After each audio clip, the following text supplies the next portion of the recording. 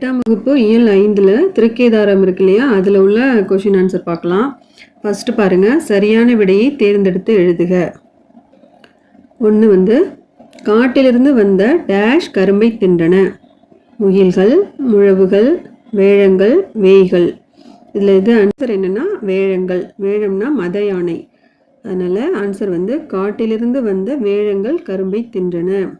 இ.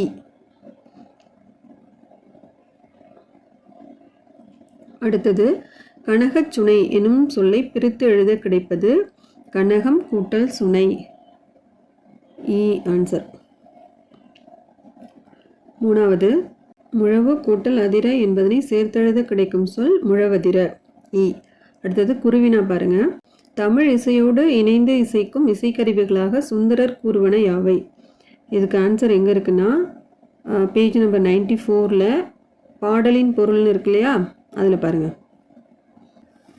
இந்த மார்க் பண்ணியிருக்கேன் பாருங்கள், புல்லாங்குழலும் முழவும். இது எப்படி சொல்லணும்னா தமிழ் இசையோடு இணைந்தும் இசைக்கருவிகளாக சுந்தரர் கூறுவது புல்லாங்குழலும் முழவும் ஆகும்.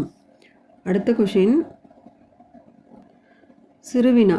திருக்கேதாரத்தை சுந்தரர் எவ்வாறு வர்ணனை செய்கிறார்?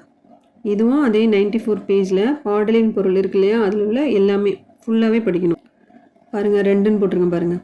பாடலின் பொருளில் இந்த சிறுவினா 2வது கொஷின். திருக்கேதாரத்தை சுந்தரர் எவ்வாறு வர்ணனை செய்கிறார்? பண்ணோடு சேர்ந்த இனிய தமிழ் பாடல்களை பாடும்போது அதற்கு ஏற்றவாறு முதிர்ந்த மூங்கில்களால் ஆகிய புல்லாங்குழலும் முழவும் இணைந்து ஒலிக்கும். கண்களுக்கு இனிய குளிர்ச்சி தரும் ஒளியை உடைய பொன்வண்ண நீர்நிலைகள் வைரங்களைப் போன்ற நீர்த்திவளைகளை வாரி இறைக்கும். நிலத்தின் மீது நின்று கொண்டிருக்கும் மத யானைகள் மணிகளை வாரி வாரி வீசும். இவற்றால் இடையராது எழும் கின் எனும் மொழியானது இசையாக முழங்கும். இத்தகைய சிறப்புகள் உடைய நகரம் திருக்கேதாரமாகும். இவ்வாறு திருக்கேதாரத்தை சுந்தரர் வர்ணனை செய்கிறார் அப்படின்னு எழுதணும். சரியா? அடுத்த கொஷின் பாருங்க, சிந்தனை வினா. விழாக்களின் போது இசைக்கருவிகளை இசைக்கும் வழக்கம் எவ்வாறு தோன்றியிருக்கும் என எழுதுக. இது நம்மளா யோசிச்சு எழுதணும். அது என்ன ஆன்சர் பாருங்க.